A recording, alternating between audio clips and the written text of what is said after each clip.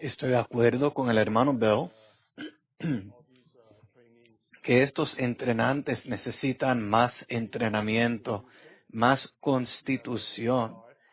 Tienen un buen comienzo, pero todavía tienen un recorrido por delante y necesitan proseguir. No solo los entrenantes, sino todos nosotros.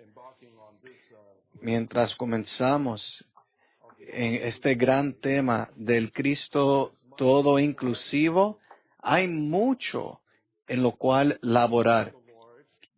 Verdaderamente le doy gracias al Señor, que por su sabiduría y la soberanía de Dios, Él nos trajo a este maravilloso, rico, profundo y dulce tema que es el Cristo todo inclusivo en este entrenamiento.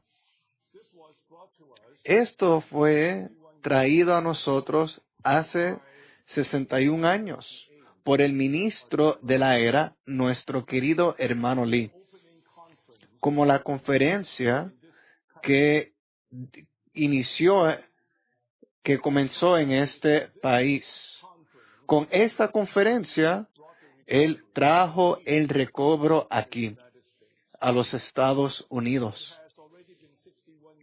Han pasado 61 años.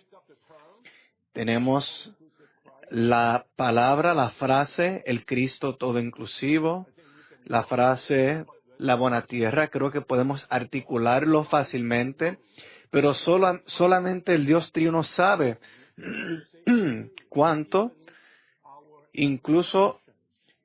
cuánta comprensión, ni decir experiencia, comprensión de este tremendo, inmenso asunto que es el Cristo todo inclusivo.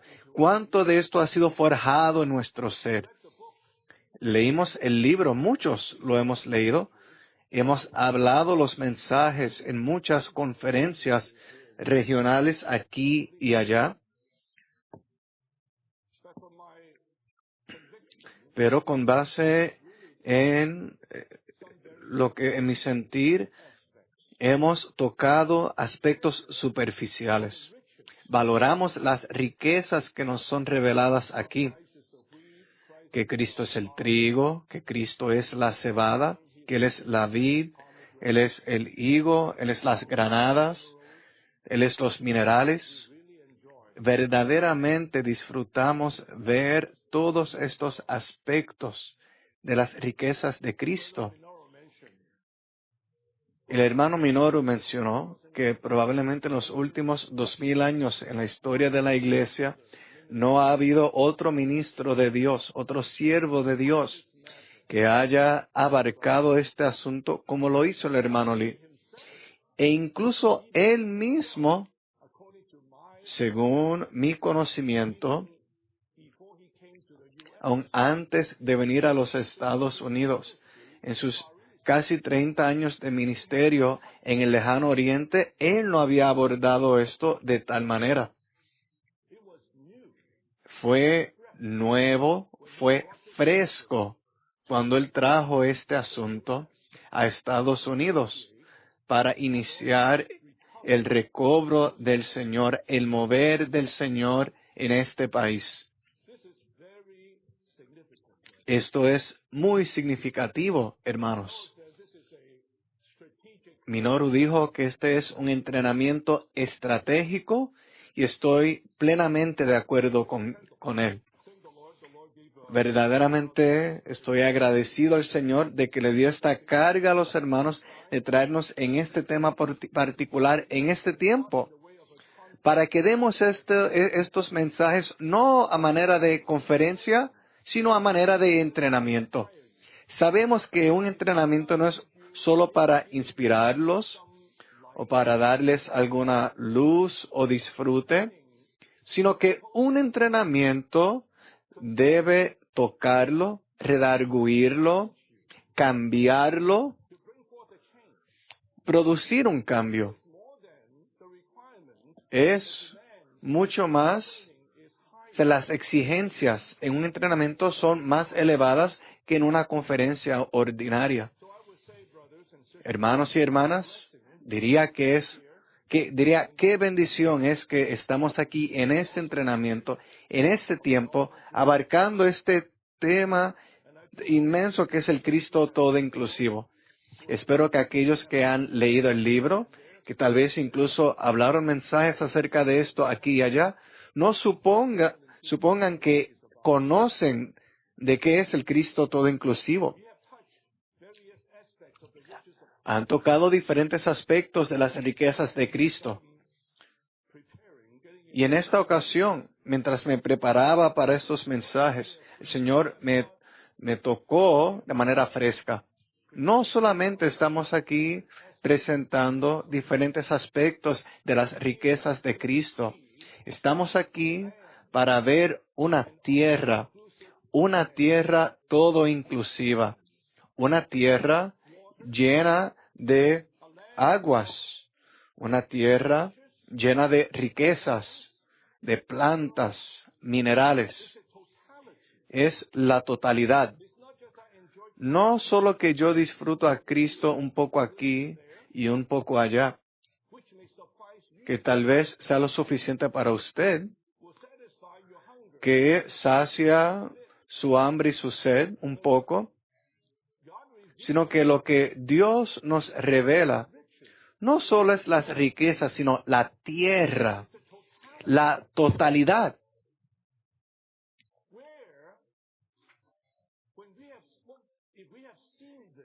Si hemos visto esto, nos daremos cuenta de que Dios quiere introducirnos a poseer a la experiencia de esta tierra, que incluye todas las cosas. Él quiere que vivamos en esta tierra, que laboremos en esta tierra, que poseamos esta tierra. Una cosa es disfrutar un higo aquí, un poquito de trigo aquí y un poco de cebada allá. Y otra, darnos cuenta de que este es mi vivir, que esto es todo para mí. La intención de Dios es que este Cristo sea no solo muchos ítems ricos para nosotros que satisfacen nuestras diferentes necesidades, sino hacer que este Cristo, quien es todo inclusivo y extenso, hacer que Él sea todo para nosotros. Cristo debe ser el todo y en todos. Cristo debe ser todo para nosotros. Ya sea que nos estemos reuniendo, laborando, trabajando, sirviendo, o que no estemos haciendo algo, Él sigue siendo todo para nosotros. El hermano Watchman Nee dijo esta frase que me impresionó profundamente. Él dijo que cuando llegue el día en que los creyentes son llevados a conocer y experimentar que Cristo lo es todo para ellos, entonces el propósito eterno de Dios será cumplido. Esa será la consumación de la economía de Dios, cuando su pueblo se ha llevado al punto en el que conoce y experimenta y disfruta a Cristo como todo.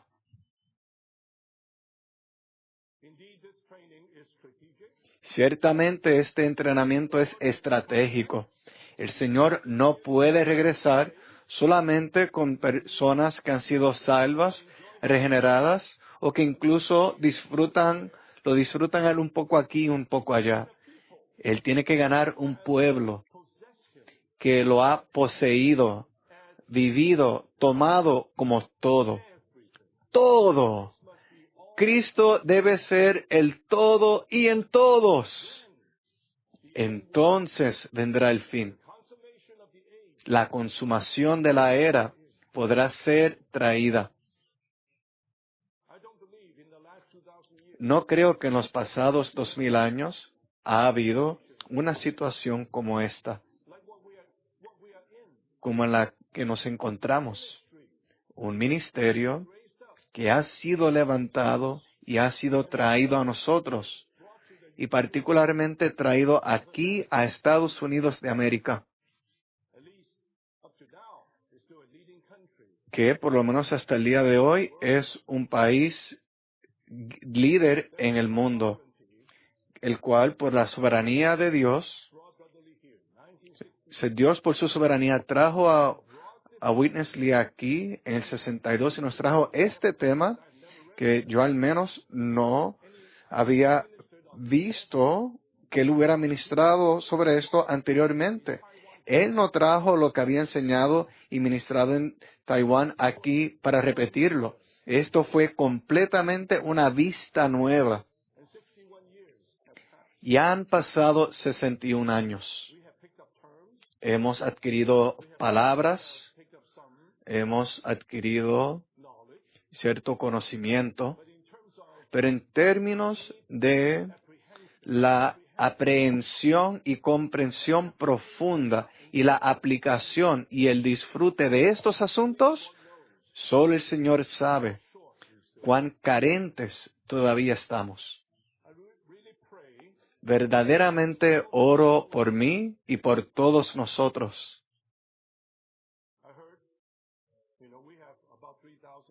Oí que tenemos acerca de 3,000 aquí y tal vez otros 36,000 santos que estarán viendo estos mensajes por toda la tierra.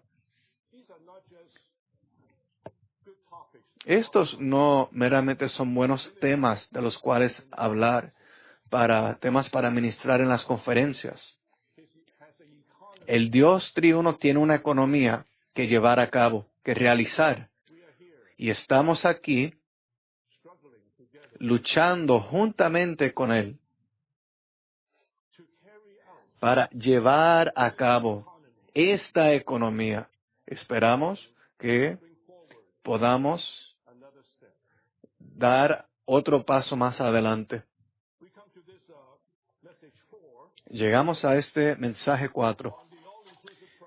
El Cristo todo inclusivo como la buena tierra, una tierra de arroyos de aguas, de manantiales y de fuentes que brotan en valles y montes.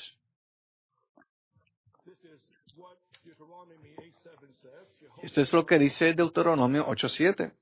Porque Jehová tu Dios te lleva a una buena tierra, tierra de arroyos de aguas, de manantiales y de fuentes, que brotan en valles y montes.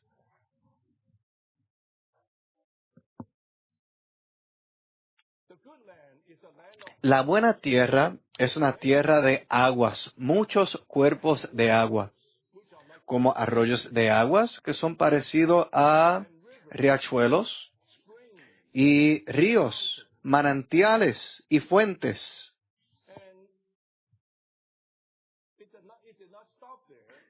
Pero no se detiene ahí, sino dice que brotan. Estas aguas brotan, fluyen, no son cuerpos de agua estáticos, sino que es agua activa. Esa agua brota, fluye. ¿En dónde? En valles, en montes. Esto es muy significativo.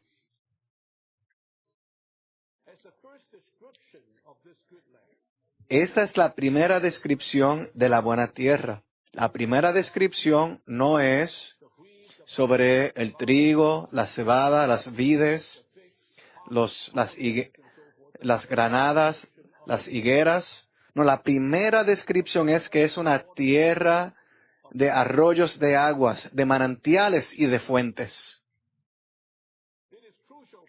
Es crucial que nos demos cuenta de que esta tierra todo inclusiva, esta buena tierra es una tierra de agua, muchas clases de aguas. Sin agua, ¿cómo puede crecer el trigo?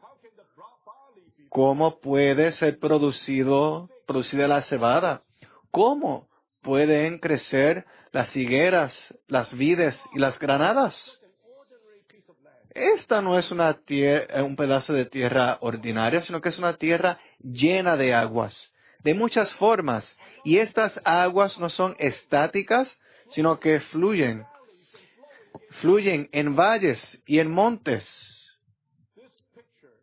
Este cuadro me impresionó mucho. Si queremos laborar y experimentar este Cristo, nos debe impresionar que esta tierra, este Cristo todo inclusivo, tipificado por esta tierra, es una tierra de muchas aguas, aguas que fluyen. No es una llanura, sino que es una tierra de valles y montes, partes altas y partes bajas.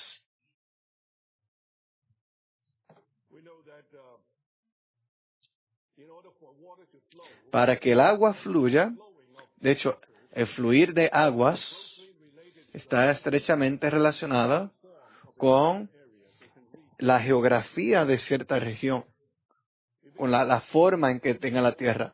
Si es una llanura, si es todo plano, ¿cómo puede fluir el agua? Todos los ríos principales tienen una fuente en algún monte. El río Mississippi, el río Colorado, estos ríos significativos, su fuente está en las montañas. Las montañas acumulan el agua y el agua desciende para producir muchos tributarios y en ríos y en manantiales y en fuentes. No podemos solo tener aguas que fluyen sin tomar en cuenta los montes y los valles. Y si hay montes, tienen que haber valles. Si hay puntos altos, tienen que haber puntos bajos. Si hay elevación, hay depresión. Es tan significativo ver que esta buena tierra que Jehová nos ha dado no es una llanura. Esto no es Kansas o Texas. En una ocasión yo crucé por carro el país y pasando por Kansas era todo plano. No tienes que preocuparte de puntos altos y bajos. Si vas a Colorado es diferente. La buena tierra no es una tierra plana. Es una tierra con collados, con montes y valles. No sé qué prefieren. Si tal vez busca comodidad o si quiere evitar problemas, que se mantenga todo plano, llano. Pero si quiere alguna experiencia particular, necesita muchos altos y bajos. He aquí la buena tierra. El primer punto dice, Gálatas 3:14 dice, para que en Cristo Jesús la bendición de Abraham alcanzase a los gentiles, a fin de que por medio de la fe recibiésemos la promesa del Espíritu. Esto es uno de los versículos importantes en el Nuevo Testamento que nos debe impresionar a todos. El hermano Lee recalcó esto mucho, que la bendición de Abraham es simplemente el Espíritu que ha sido prometido. El apóstol Pablo tuvo tal revelación.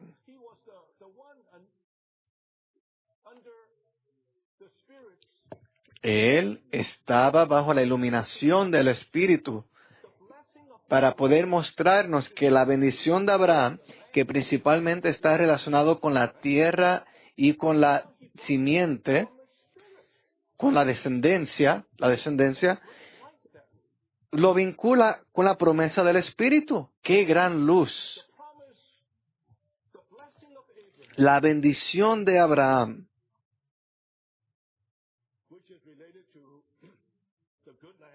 que está relacionado con la buena tierra, es algo que está relacionado con el Espíritu prometido por fe.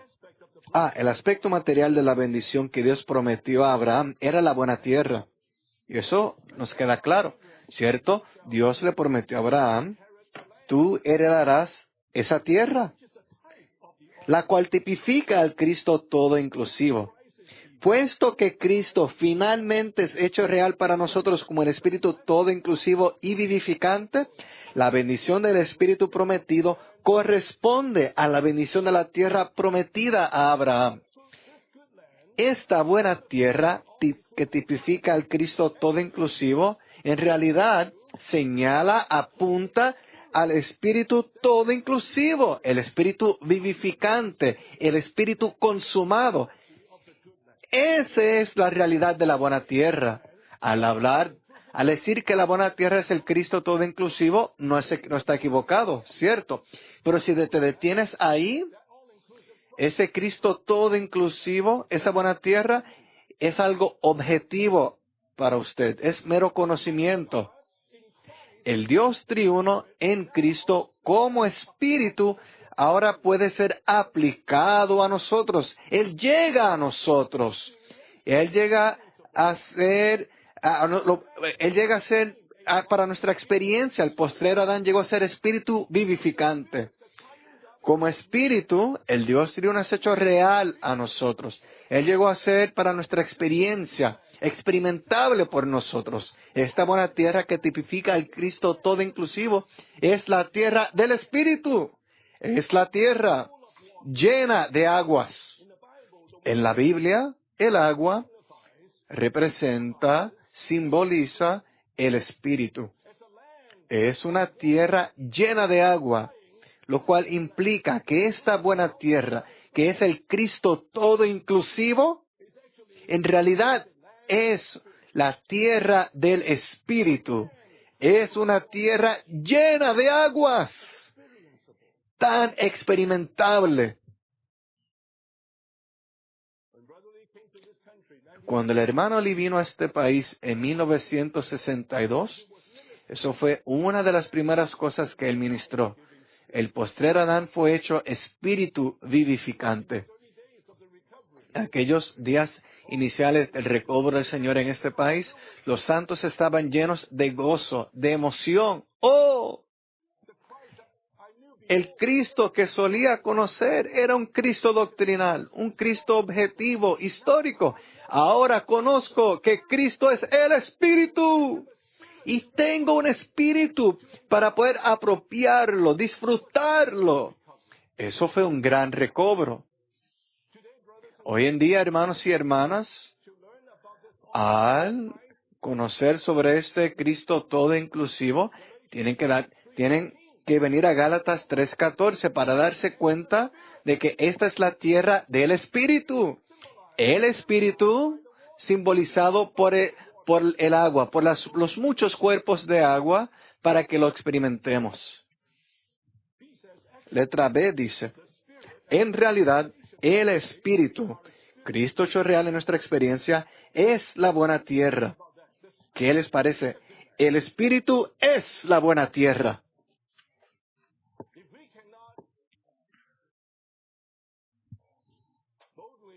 Si no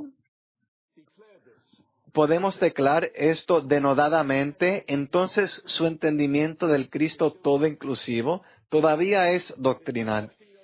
Todavía está en su conocimiento.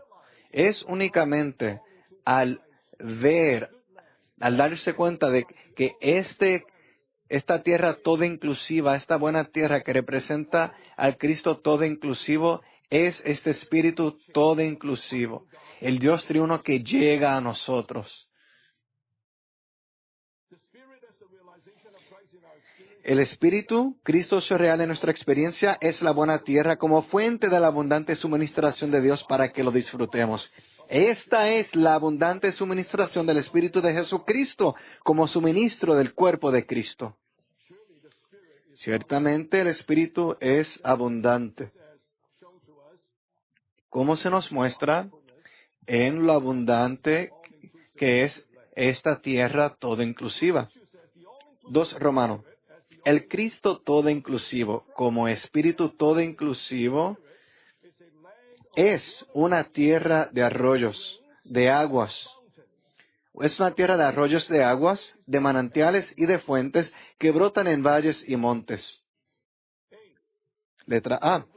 Los arroyos de aguas, los manantiales y las fuentes representan a Cristo como espíritu que fluye.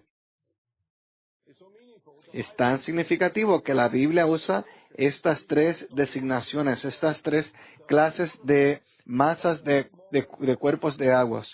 Habla de arroyos de aguas, que son más pequeños, y manantiales, que es el brotar del agua, y también las fuentes, de donde está el depósito, la fuente, el origen, que corresponde al Dios triuno. El Padre como la fuente, Él es el origen.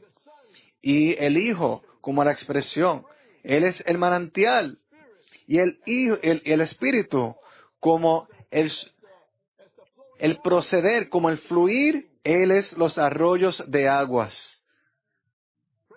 Alabados al Señor por los arroyos de aguas, por los manantiales, por las fuentes. Son el Dios triuno, consumado como el Espíritu, como el agua. El Espíritu es la realidad misma y consumación de todo el Dios triuno. El Padre, Hijo y Espíritu están consumados, son hechos reales como el Espíritu, representado por las aguas aquí. Esta buena tierra es una tierra de arroyos de aguas, de manantiales y de fuentes que brotan. Este Espíritu brota, hermanos y hermanas, en valles y montes. Continúa el punto.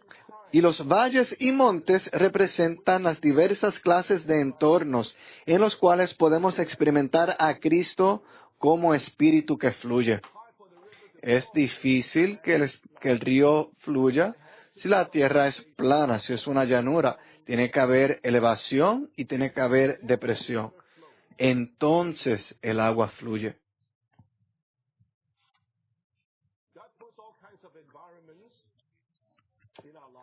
Dios dispone toda clase de entornos en nuestra vida. Algunos positivos, algunos no son tan positivos. Algunos son altos, otros son bajos. Con algunos uno se emociona y con otros uno se siente triste y se lamenta. Pero Dios usa todos estos entornos para causar que el río fluya. ¿Acaso no es esta nuestra experiencia? E incluso en nuestros fracasos el agua fluye. No sé de ustedes, yo he tenido muchos fracasos, pero después de mis fracasos, al venir al Señor y arrepentirme y tener tratos con el Señor, me doy cuenta que el agua parece fluir más profunda. No cuando estoy siempre sintiéndome elevado, alto, fuerte, prevaleciente, sino muchas veces es cuando estoy en el valle. Ahí el agua fluye.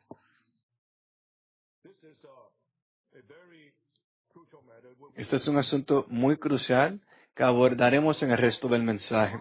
Ve, a lo largo de toda la Biblia hay una línea que se refiere al Dios triuno como agua. Todos estos versículos son los versículos cruciales. No es una lista exhaustiva, pero cruciales en cuanto a la línea que se refiere al Dios triuno como agua, desde Génesis hasta Apocalipsis. Esa es una de las preguntas en la hoja de estudio. Y aunque esto es algo básico, quiero que todos los santos, especialmente los jóvenes, tienen que buscar todos estos versículos y estudiarlos, y que estos los impresionen. Desde el comienzo de la Biblia hasta el final de la Biblia hay la revelación respecto al agua y cómo el Dios triuno es revelado como agua para que el pueblo lo disfrute. Los abarcaré brevemente. Génesis 2, en la creación que Dios efectuó, la obra de criaturas, salía del Edén un río para regar el huerto, y de allí se repartía en 4 brazos. En Éxodo 17, en el tipo de la redención efectuada por Dios. Mientras los hijos de Israel estaban en el desierto, Jehová le dijo a Moisés que golpeara la roca y de allí saldría aguas para que beba el pueblo. Así que en el tipo de redención efectuada por Dios vemos el agua que fluye de la roca.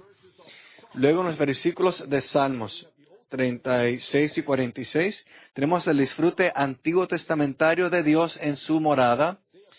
Vemos cuánto aprecian ahí el agua en Salmos 36. Son saturados de la grosura de tu casa y tú los haces beber del río de tus delicias.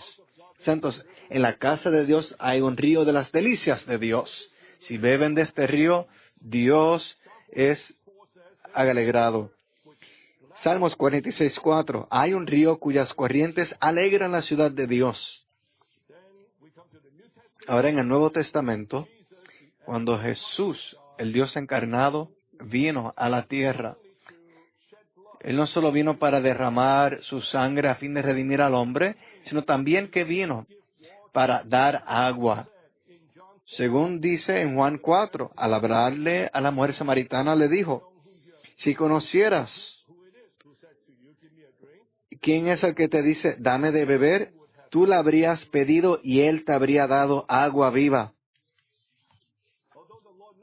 Aunque el Señor sabe que ella necesitaba salvación, necesitaba ser redimida, ella necesitaba agua viva. En ese mismo capítulo, le reveló, el que beba del agua que yo le daré no tendrá sed jamás, sino que el agua que yo le daré será en él una fuente de agua que brote para vida eterna. Este versículo, aún la mitad del versículo, veremos al final, en el último punto, la segunda parte de este versículo nos expone, nos revela toda la Biblia. Toda la Biblia. El Dios triuno, como el Dios triuno que fluye a nosotros, que causa que brote una fuente de agua para vida eterna, que en su totalidad es la nueva Jerusalén. El Dios triuno que fluye, el que fluyó en la eternidad pasada, fluyó a nosotros, nos llena y ahora fluye a partir de nosotros y fluye hacia la nueva Jerusalén en la eternidad, en el cielo nuevo y la tierra nueva. Maravilloso. Juan 7:37 al 39. En el último y gran día de la fiesta, Jesús se puso en pie y alzó la voz diciendo, si alguno tiene sed, venga a mí y beba. El que cree en mí, como dice la Escritura, de su interior correrán ríos de agua viva. Esto dijo del Espíritu. Esta agua, los ríos de agua viva, es el Espíritu. Y el apóstol Pablo, al presentar la manera en que los creyentes deben crecer en vida y disfrutan al Señor y son edificados en el cuerpo, en 1 Corintios 10:4 nos dice que todos bebieron la misma bebida espiritual. Podemos añadir también capítulo 12, versículo 13, a todos se nos dio a beber de un solo espíritu. Somos un pueblo que bebemos. Fuimos hechos, se nos dio a beber de un solo espíritu. Cuanto más bebemos, más llegamos a ser el cuerpo en realidad. Finalmente, en el último libro en Apocalipsis, capítulo 7, en la consumación de esta era, el Cordero que está en medio del trono los pastoreará a los que fueron arrebatados y los guiará a manantiales de aguas de vida. Incluso estos que pasaron por la tribulación y fueron arrebatados, el Cordero los pastorea, guiándolos a manantiales de aguas de vida.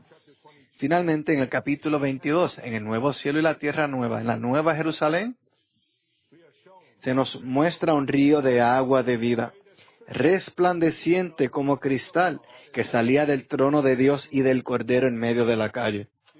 Queridos santos, desde Génesis hasta Apocalipsis, hay una línea que nos muestra al Dios triuno, que el Dios triuno es agua para nosotros. Él quiere que lo disfrutemos, que bebamos, que seamos llenos de Él.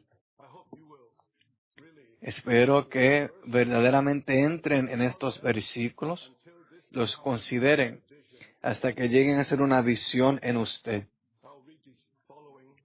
Leeré los próximos 5 puntos rápidamente. 1. El río mencionado en Génesis 2:10 representa el río de agua de vida, junto al cual crece el árbol de la vida. Este río sacia la sed del hombre. 2. En Salmos 36, 8 al 9, la fuente se refiere al Padre como fuente de vida, y el río se refiere al Espíritu como río de agua de vida. 3. El río mencionado en Salmos 46, 4 representa el fluir del Dios triuno en Cristo mediante el Espíritu como vida para el pueblo de Dios. 4. El agua de vida es un símbolo de Dios en Cristo como Espíritu, quien fluye impartiéndose en su pueblo redimido para ser su vida y su suministro de vida. El agua de vida es tipificada por el agua que fluyó de la roca hendida y es simbolizada por el agua que fluyó del costado traspasado del Señor Jesús. Del costado del Señor en la cruz no solo fluyó sangre, sino también fluyó agua. Hay un manantial, no solo de sangre, sino de agua, que fluye del costado del Señor para darnos vida. 5. El río de agua de vida en Apocalipsis 22:1 y los ríos en Génesis 2:10 al 14, Salmos 46:4 y Ezequiel 47:5 al 9 representan la abundancia de la vida en su fluir. Como se indica en Juan 7:38, este único río con sus riquezas llega a ser muchos ríos en la experiencia que tenemos de los diferentes aspectos de las riquezas del Espíritu de vida de Dios. El Espíritu es uno, y al beber de este Espíritu, al participar de este Espíritu, al experimentar este Espíritu llega a ser este único río llega a ser muchos ríos. El río de gozo, el río de vida, el río de amor, el río de paz, el río de santificación, de santidad. Todos estos ríos se han manifestado al disfrutar el único río del Espíritu. Número 3, Romano. El agua que brota en valles y montes indica que Cristo como agua viva fluye en diferentes entornos. A. Los valles son las experiencias que tenemos de la cruz, las experiencias que tenemos de la muerte de Cristo, y los montes son las experiencias que tenemos de la resurrección de Cristo. Esto corresponde con el mensaje anterior respecto al trigo y la cebada. Necesitamos los valles que apuntan, señalan nuestras experiencias de la muerte de Cristo, las experiencias de la cruz. ¿Qué es la crucifixión de Cristo? Y también necesitamos los montes, las experiencias del monte, que es la resurrección de Cristo.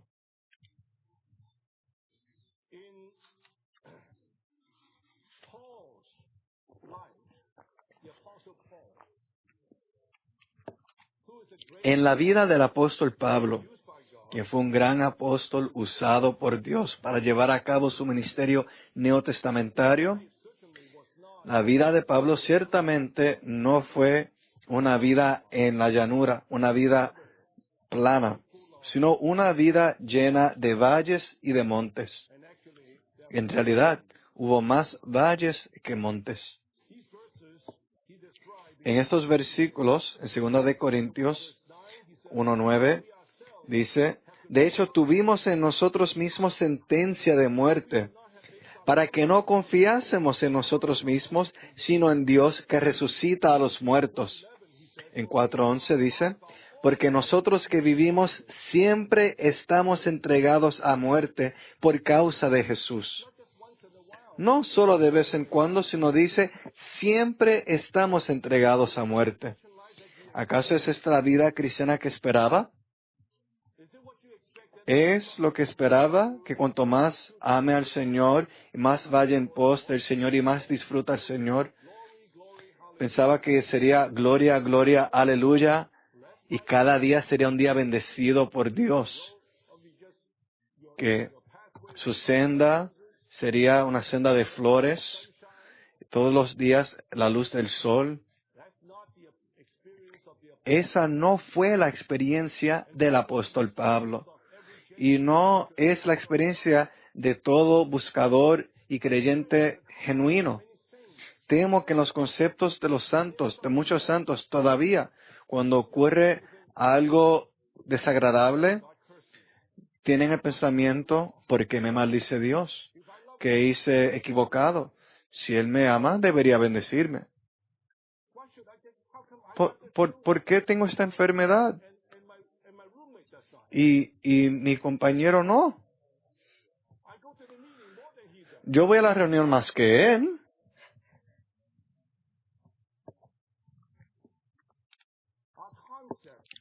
Nuestro concepto de lo que es bendición es muy diferente a lo que está en el corazón, en la mente de Dios.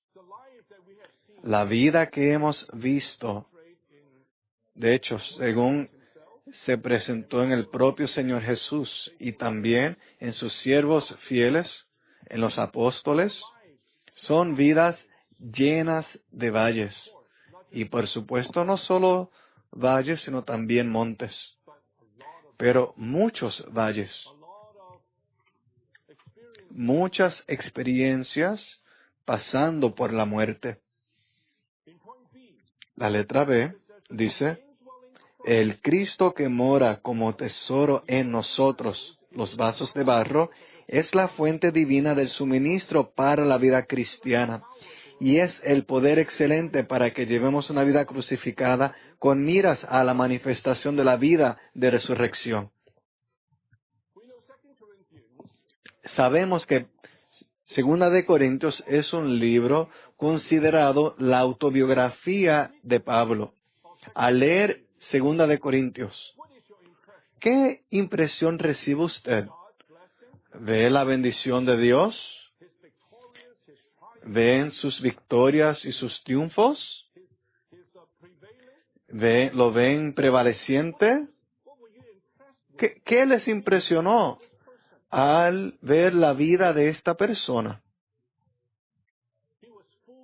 Él estaba lleno de sufrimientos, de oposición, rechazos,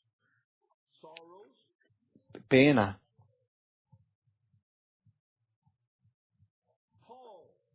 Pablo, en el capítulo 4 de Segunda de Corintios,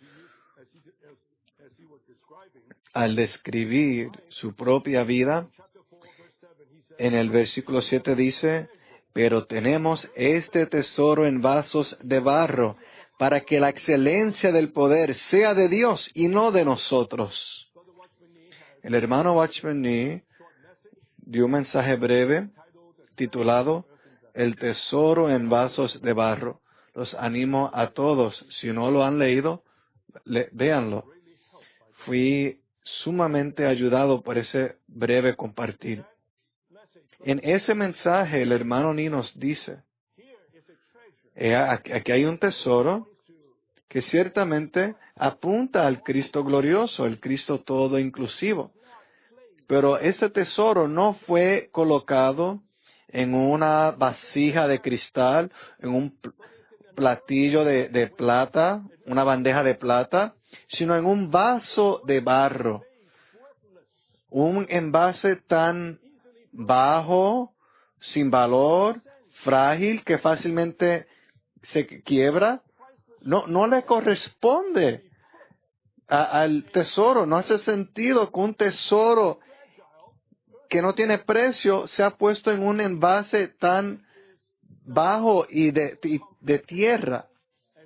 Pero dice que esta es una paradoja divina, inexplicable, y ese es el cristianismo genuino.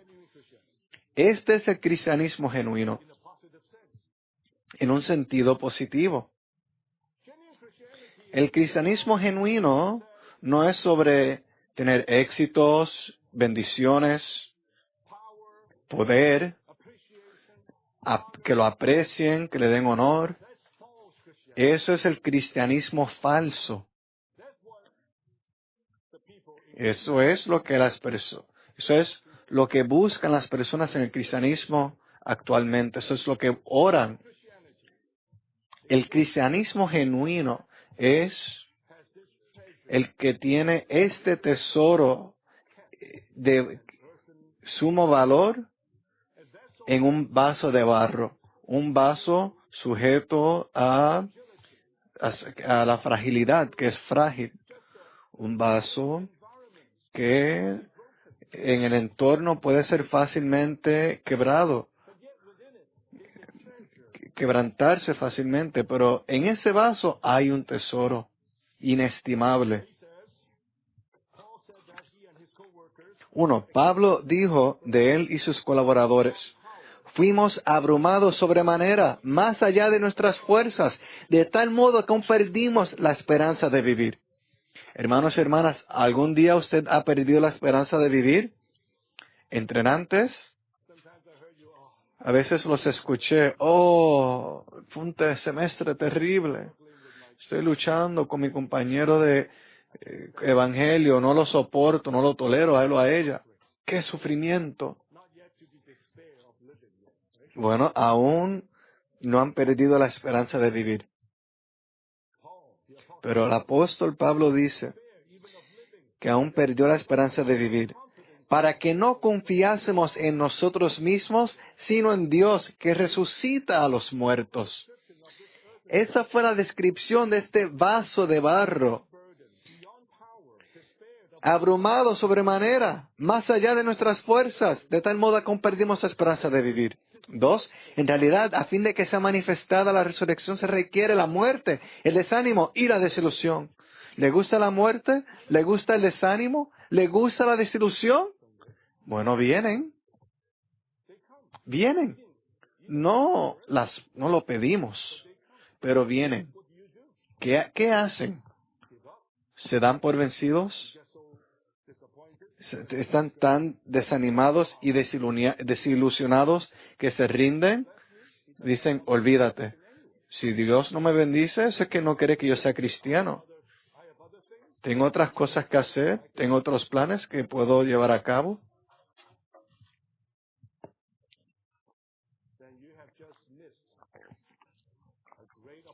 Entonces se perdió una gran oportunidad para que el agua fluya.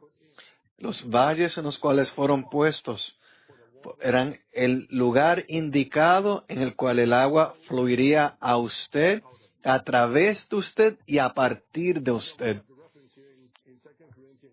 En 2 Corintios 1:4 dice: el cual nos consuela en toda tribulación nuestra, para que podamos nosotros consolar a los que están en cualquier tribulación, por medio de la consolación con que nosotros mismos somos consolados por Dios.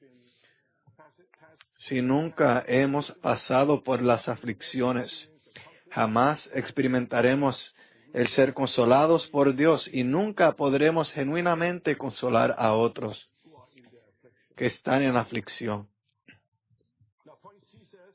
Letra C dice: Pablo vivió la vida de resurrección estando bajo el aniquilamiento efectuado por la cruz, a fin de llevar a cabo su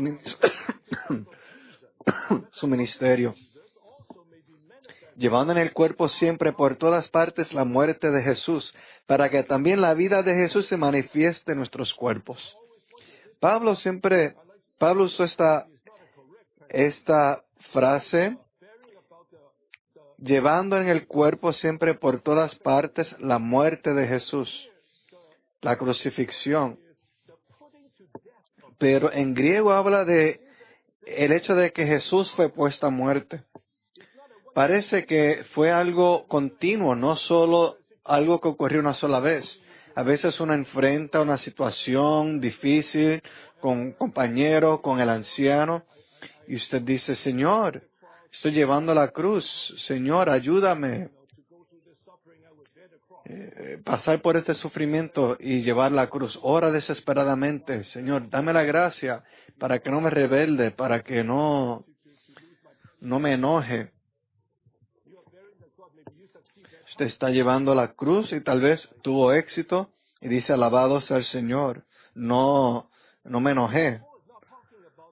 Pero Pablo no habla de algo que ocurrió una sola vez, sino habla de ser puestos a muerte constantemente. Como él dice, muero, cada día muero. Hay una acción continua de muerte que ocurre en nosotros, no solo en una instancia, en cierta situación que usted lo soportó, sino que continuamente experimenta el ser puesto a muerte de Jesús. Experimenta el ser puesto a muerte de Jesús. Lleva en el cuerpo siempre la muerte de Jesús y luego dice la vida de Jesús. En estos versículos habla de Jesús varias veces. ¿Por qué? Porque se refiere a la experiencia de Él, quien era Dios, que llegó a ser hombre. Un hombre de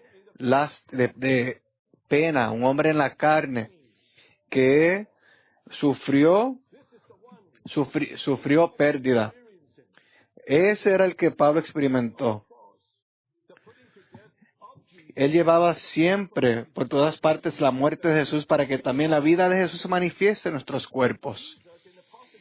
Jesús, en un sentido positivo, número uno, siempre está matando, aniquilando todas las cosas negativas en nosotros a fin de sanarnos y vivificarnos. Dos, cuando nos rechazamos a nosotros mismos en la mañana a fin de recibir a Dios en el hombre en nuestro interior, durante el día tenemos el sentir de que un proceso de aniquilación está ocurriendo en nuestro interior. Es como los antibióticos modernos. No toman efecto rápido e instantáneo, sino que es poco a poco. Un antibiótico que trabaja constantemente. Hay una aniquilación llevándose a cabo continuamente. El hecho de que llevemos la cruz, a medida que muchos cristianos tratan de aprender la lección, ellos consideran instancias aisladas en las cuales deben llevar la cruz. Pero en realidad la cruz es una aplicación continua de la muerte de Cristo, que está siendo expresada como llevar la muerte de Jesús aplicado a nosotros para efectuar una aniquilación constante en nosotros. Porque nosotros que vivimos siempre estamos entregados a muerte por causa de Jesús. Nuevamente vemos el nombre de Jesús, para que también la vida de Jesús se manifieste en nuestra carne mortal. Tanto en el versículo 10 como en el versículo 11, Pablo menciona el hecho de que se manifieste, que la vida de Jesús se manifieste en nuestros cuerpos o en nuestra carne mortal. El hermano Lee dice que 2 de Corintios capítulo 4 no solo es un capítulo respecto a la crucifixión, la experiencia de la muerte de Cristo, sino que es un capítulo respecto a la manifestación de la vida de resurrección. No solo se trata de nuestro sufrimiento. La muerte de Jesús es un asunto de la manifestación de la vida para la edificación del cuerpo de Cristo. Tiene que haber la manifestación de la vida que es producido en los miembros del cuerpo. No solo es acerca de usted, no solo se trata sobre usted llevando la cruz y pasando el sufrimiento, sino que también que usted permita que la vida de resurrección, permita que se manifieste. La manifestación es manifestada la vida, no solo en usted, sino Pablo dice en otro versículo, la muerte obra en nosotros, mas en vosotros la vida. Hay una manifestación, eso fue el versículo 12. Al estar entre los santos, sirviendo en una iglesia, llevando a cabo una obra, tenemos sentencia de muerte. Llevamos en el cuerpo siempre por todas partes la muerte de Jesús para que la vida se manifieste en otros.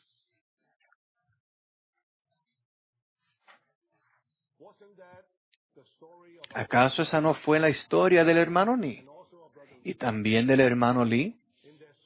En su servicio, la muerte actuaba en ellos, mas en nosotros la vida. En miles de otros actuaba la vida. Esto es muy real, hermanos y hermanas. El aniquilamiento efectuado por la cruz da por resultado la manifestación de la vida de resurrección. Este aniquilamiento diario tiene por finalidad la liberación de la vida divina en resurrección. Esta vida tiene que ser liberada, no al exclamar o gritar o declarar, sino que esta vida tiene que tiene que ser manifestada por usted, que lleve en su cuerpo siempre por todas partes la muerte de Jesús.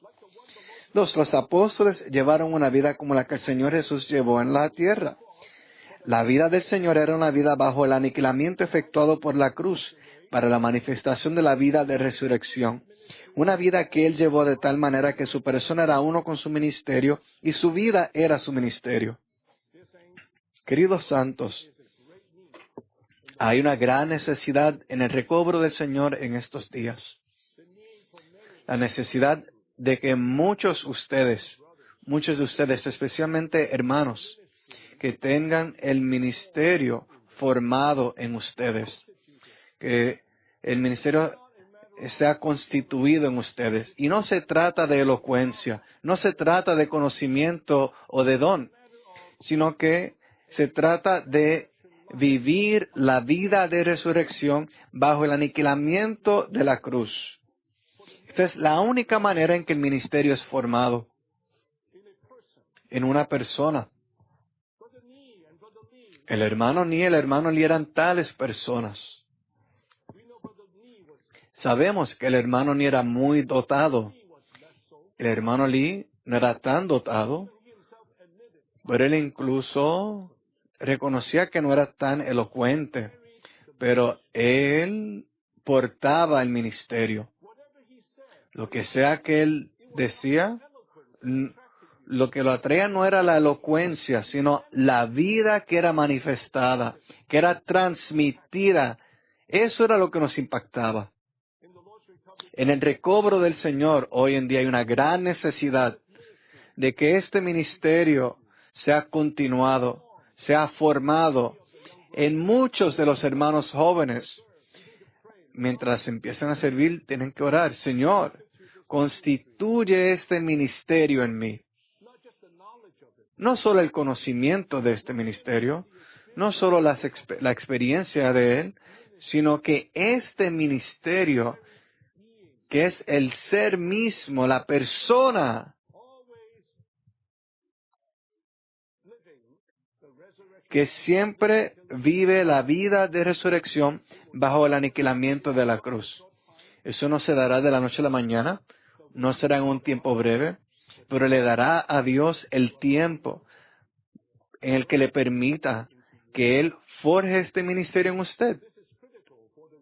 Esto es crucial para que el recobro avance. La letra E dice: de manera que la muerte actúa en nosotros, mas en vosotros la vida. Cuando estamos bajo el aniquilamiento efectuado por la operación de la muerte del Señor, su vida de resurrección es impartida a otros por medio de nosotros. Impartida. Queridos hermanos, especialmente los obreros de Dios, los ancianos, los que llevan la delantera, servimos a los santos, servimos a las iglesias, servimos a la comunidad, pero ¿qué impartimos? impartimos nuestro don, nuestro talento. ¿Qué impartimos a las personas? Después que las personas lo escuchan dar un mensaje, ¿qué obtienen? Son impresionados con su conocimiento o con su habilidad, con su celo y su vigor. ¿O acaso usted imparte la vida de resurrección a otros? Sé que es algo muy subjetivo. No es algo que simplemente no se trata de algo que es en blanco y negro. Pero el Espíritu de los Santos sabe. El Espíritu de los Santos registra cuando oímos cierto obrero que presenta algo y solo hay don, solo hay elocuencia y no hay mucho ministerio. Bueno, por lo menos si somos alumbrados y recibimos misericordia de parte del Señor y nos ponemos bajo su perfeccionamiento, denle más tiempo al Señor para que Él forje este ministerio en usted. Hay mucha necesidad de esto hoy en día. Uno, la manera en que la iglesia llega a existir y aumenta no es por la gloria humana, sino por la muerte de cruz para que sea liberado el fuego de la vida divina. Este fuego es el impulso de la vida divina que es echado en la tierra. Cuando Cristo estaba listo para ir a la cruz, dijo, fuego he venido a echar sobre la tierra y como quisiera que ya estuviera encendido. De un bautismo tengo que ser bautizado y cómo me angustio hasta que se cumpla. Lucas 12, 49 al 50. Nos gusta el fuego y el poder, la emoción y el movimiento, pero el fuego genuino es el impulso de la vida divina, que es producido de alguien que ha pasado por el bautismo de la cruz. Número 2. El Señor, como grano de trigo que cayó en la tierra, perdió la vida de su alma por medio de la muerte, a fin de poder liberar su vida eterna en resurrección para los muchos granos. Nosotros, los muchos granos, también debemos perder nuestra vida del alma por medio de la muerte, para poder disfrutar la vida eterna en resurrección. Alabado sea Señor Santos, que el fuego fue encendido, fue echado sobre la tierra, por medio de hermanos como el hermano Ni y el hermano Lee, que pasaron por muchos sufrimientos. Hubo un fuego encendido para que el Dios triuno fluyera desde la China a toda la tierra, a las Américas, a Europa, a Rusia, a África, al área de Australia, en Asia. Este fuego se extiende. No por la gloria humana, por trucos o por obras del hombre, sino por alguien que está dispuesto a permanecer bajo la aniquilación de la cruz y permitir que la vida de resurrección fluya, brote en valles y en montes. Tengo que decir que hay un fuego que ha sido encendido por toda la tierra. Es un fuego divino y esperamos que continúe encendido, pero tiene que haber las personas apropiadas que continuarán que el Señor fluya, que continuarán permitiéndole al Señor que Él fluya. 4. Jeremías 2:13 dice, 2 males ha cometido mi pueblo. Me han abandonado a mí, fuente de aguas vivas, a fin de cavar para sí cisternas rotas que no retienen agua. Los males cometidos por el pueblo de Dios consistían en que abandonaron a Dios como su fuente, su origen, y se volvieron a otra fuente que no era Dios.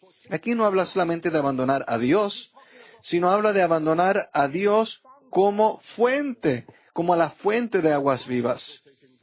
Tal vez usted dice, yo no he abandonado a Dios, voy a las reuniones, leo la Biblia, Tal vez no han abandonado a Dios, pero sí lo han abandonado como fuente de aguas vivas. No han bebido de Él. No han venido a Él como la fuente de su vivir. Externamente no abandonó a Dios de una manera formal, pero interiormente lo han abandonado como fuente de aguas vivas.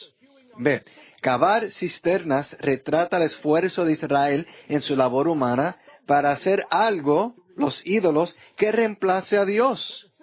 El hecho de que las cisternas estuvieran rotas y no pudieran retener agua indica que aparte de Dios mismo impartido como agua viva en nosotros, nada puede saciar nuestra sed y hacer de nosotros el aumento de Dios para hacer su expresión. Cualquier actividad humana, cualquier vida natural solo es cisternas rotas que no retienen agua. Dios lo considera malo. Sí. A los ojos de Dios el malvado, el malhechor, es aquel que no viene para beber de él. La condición maligna en que se encuentran los malvados consiste en que no vienen al Señor a fin de comer, beber y disfrutar al Señor. Ellos hacen muchas cosas, pero no vienen a contactar al Señor, a tomarlo, a recibirlo, a gustar de Él y a disfrutarlo a Él. A los ojos de Dios no hay maldad mayor que esta. Contáctenlo. La clave es contactar al Señor. Tal como el hermano Ed ayer en su palabra de apertura, disfruté Lucas 10, ser como María, sentada a los pies del Señor, escuchando sus palabras. Tenemos que venir para contactar al Señor como la fuente de aguas vivas. 5. Necesitamos desarrollar el hábito de sacar aguas de los manantiales de salvación a fin de beber el agua de vida y permitir que ésta fluya de nosotros. Nos gusta Isaías 12. No lo leeré por causa del tiempo. Ustedes lo pueden leer. Cantamos este versículo mucho. Con regocijo sacaréis aguas. Necesitamos sacar aguas. Hay aguas en nuestro espíritu. El Dios triuno es agua en nosotros. Hay una fuente en nosotros. Pero ¿sacamos aguas? ¿Cómo sacamos aguas? En Números 21:13 vemos el caso en el cual los israelitas, los líderes, cavaron el pozo hasta que el agua brotó. Había agua en el pozo, pero tuvieron que cavar hasta que el agua brotara. En ocasiones escucho que los santos dicen, estoy muy seco, no hay un suministro, ya estoy cansado en mi servicio. Santos, no hay razón por la cual esté cansado, apagado. Hay una fuente en usted. Saque agua. Tenemos que sacar aguas con regocijo. Aquí rápidamente vemos las diferentes maneras. Necesitamos sacar aguas con regocijo de los manantiales de salvación, hablándole al Señor y hablando por el Señor, para el Señor, en el Señor y con el Señor. Santos, tenemos que regocijarnos. Regocíjese por 5 segundos.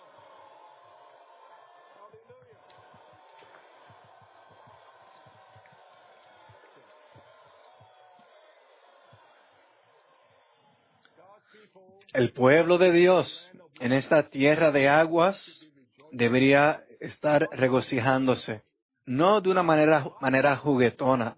Dios quiere que su pueblo se regocije, no que juegue. Pero no deberíamos ser sombríos, o ni juguetones, sino regocijarnos. Necesitamos alabar al Señor, regocijarnos en Él, siempre dar gracias y cantar al Señor. Hay que cantar, pero no de la manera en que Ed describió ayer. Necesitamos cantar mucho, pero no para jugar, no para despertar el alma, sino que se cante de manera viviente y espontánea para adorar al Señor. Necesitamos invocar el nombre del Señor. Lamentaciones 3 es un versículo precioso. Versículos 55 al 56. Invoqué tu nombre, oh Jehová. Desde la fosa más profunda has oído mi voz. No escondas tu oído a mi respiro, a mi clamor. Necesitamos invocar al Señor incluso cuando estamos en la fosa más profunda, en la depresión, en el valle, invóquele. D. Necesitamos predicar el Evangelio, dando a conocer a otros lo que Cristo ha realizado. Esto, dar a conocer sus obras. Al predicar el Evangelio, al anunciar las buenas nuevas, está bebiendo, está sacando el agua. Si se siente deprimido, vaya a hablarle y predique el Evangelio a alguien. El que riega a otros es el primero que es regado, refrescado. Yo lo he experimentado tantas veces. Al predicar el Evangelio, al dar a conocer sus obras, usted recibe el agua, es regado. Necesitamos darle al Señor la preeminencia en nuestro ser y hacer todo conforme a la naturaleza divina. Hay que declarar, grande es el Santo de Israel. Él es el que tiene la preeminencia entre nosotros. Estas son las maneras de sacar aguas. Número 6, Romano. Según la economía de Dios, aquel que confía en Dios es como un árbol plantado junto a las aguas, las cuales representan a Dios como fuente de aguas vivas. Un árbol crece junto a un río al absorber todas las riquezas del agua. Esto es un cuadro de la economía de Dios, la cual es llevada a cabo por medio de su impartición divina. Jeremías 17, 7 al 8 es un versículo maravilloso. Nos dice que somos un árbol trasplantado por Dios junto a las aguas y echamos raíces junto a la corriente para absorber toda la humedad. Sabemos que la mejor manera de regar una planta no es inundándola, sino con un goteo continuo y lento, que permite que las raíces absorban la humedad. Esa es la mejor manera de crecer. El último punto, el punto anterior, era de sacar aguas con regocijo y emoción, pero aquí es el otro lado de la moneda. Para nuestro crecimiento en el Señor necesitamos aprender a absorber la humedad, las riquezas del agua, de una manera calmada, silenciosa, sin mucha emoción. A fin de recibir la impartición divina, nosotros como árboles debemos absorber a Dios como agua. Las riquezas del Dios suministrador impartidas en nosotros como árboles nos constituyen de la divinidad de Dios y hacen que crezcamos a la medida de Dios. De este modo, nosotros y Dios llegamos a ser uno, por lo cual tenemos un mismo elemento, esencia, constitución intrínseca y aspecto. En Colosenses se nos dice que somos plantadas, arraigadas en Cristo. Al echar raíces en Él y absorber la humedad, el suelo y las plantas llegan a ser uno. Lo que hay en el suelo ahora está en la planta. Y la planta y el suelo llegan a ser uno. B. El significado de la oración es que absorbamos a Dios. Cuanto más contactemos a Dios, más lo absorberemos. Y cuanto más lo absorbamos, más lo disfrutaremos.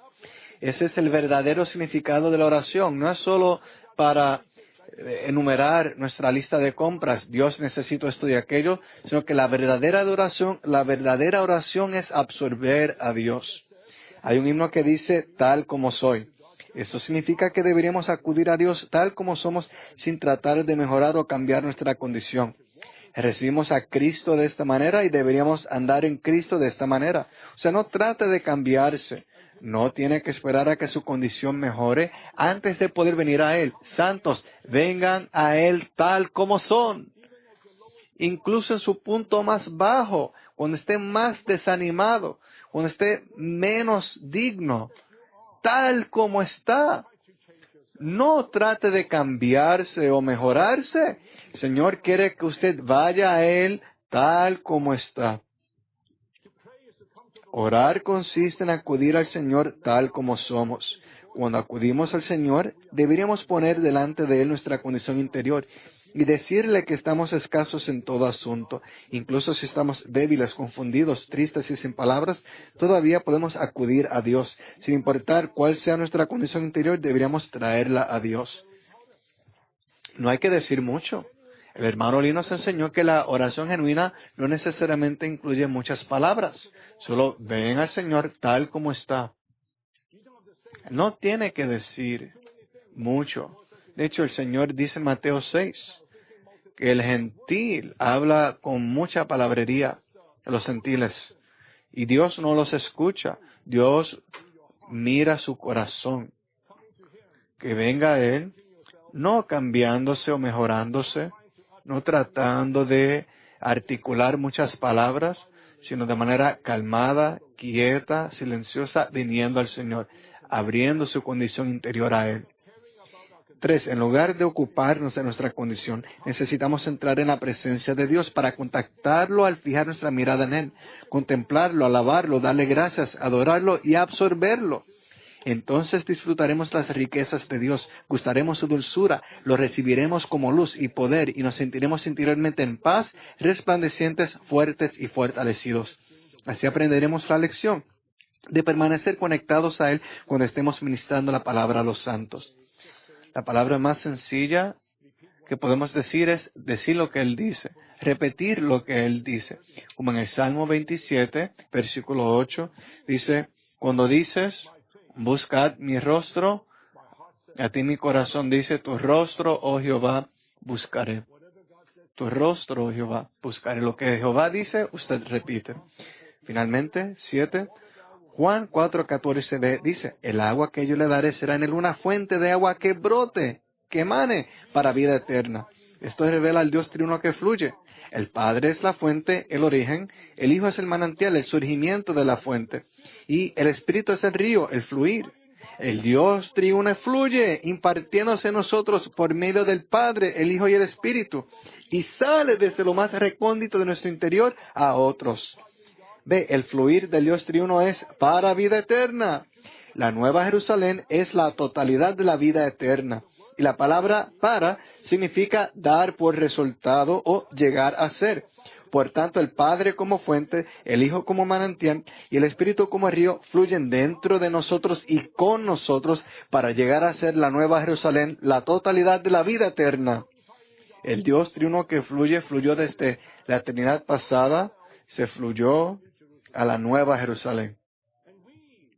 Y nosotros, sus creyentes, ahora el Dios triuno fluye en nosotros, bebemos de Él, permitimos que Él fluya en nosotros como muchas aguas y nosotros fluimos para vida eterna. Bebemos de Él y habrá una fuente en nosotros que salta para vida eterna, que da por resultado vida eterna, que llega a ser vida eterna, es decir, llegar a ser la Nueva Jerusalén. Santos, no vamos a la Nueva Jerusalén, sino que llegamos a ser la Nueva Jerusalén. Aleluya. Oremos como por 30 segundos.